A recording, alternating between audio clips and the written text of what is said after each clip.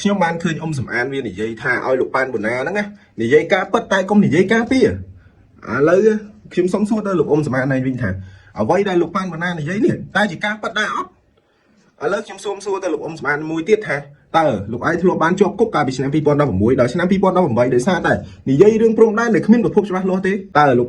សំអានឯងតែបានធ្លាប់ចេញសារលិខិតសុំទោសទៅលោកហ៊ុនសែនដោយសារតែនិយាយញុះញង់ផ្ទុយពីការពិតហើយថានឹងឈប់ប្រព្រឹត្តទៀតហើយនៅពេលថ្មីនេះណាលោកឯងបានយកសម្ដីរបស់លោកអ៊ីឈៀន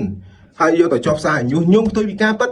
តែត្រូវបានសម័យខ្លួនគេលោកអ៊ីឈៀននេះចេញមកបកស្រាយច្រានចោលដោយថាលោកឯងចេញព័ត៌មានคล้ายៗទាំងអស់តើត្រូវទេដែលលោកឯងចេញព័ត៌មានคล้ายៗ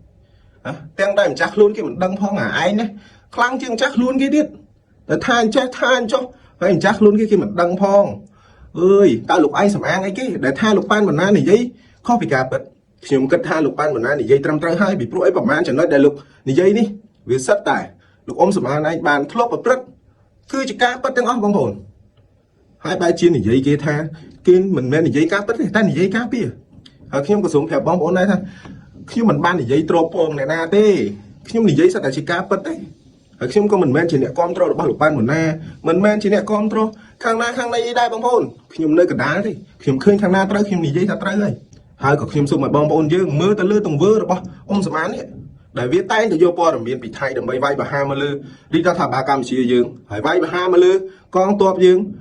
បំបាក់ទឹកចិត្តប្រជាជនយើងដែលធ្វើឲ្យប្រជាជនយើងហ្នឹងបែកបាក់មិនអាចរួមគ្នាជាសាមគ្គីជាធ្លុងមួយជួយទៅដល់រាជរដ្ឋាភិបាលយើងទាំងតែពេលនេះប្រទេសយើងកំពុងតែជួបបញ្ហាតែវាវិញណាមិនមែនជាខ្មែរទេដឹងតែតែចូលចិត្តតែបំបាក់ទឹកចិត្តប្រជាជនយើងតែលោកឯងជាខ្មែរដែរទេដែលលោកឯងធ្វើទង្វើដ៏ថោកទាបឥតគេខ្មាស់បែបនេះលោកសំអានដែលខ្ញុំបានឃើញលោកឯងតែតែចុះផ្សាយព័ត៌មានคล้ายញុះញង់ផ្ទុយពីការពិតច្រើនណាស់លោកឯងនឹកឃើញអីតសេនឹងនឹកឃើញអីតសេនឹងដើម្បីតែបំរើរឿងនយោបាយកេងចំណេញនយោបាយរបស់លោកឯងក្រុមលោកឯងមួយចំនួនតូចនៅក្រៅប្រទេសហ្នឹងមែនឈឺចាប់ឈឺលើកនេះអួលឈឺ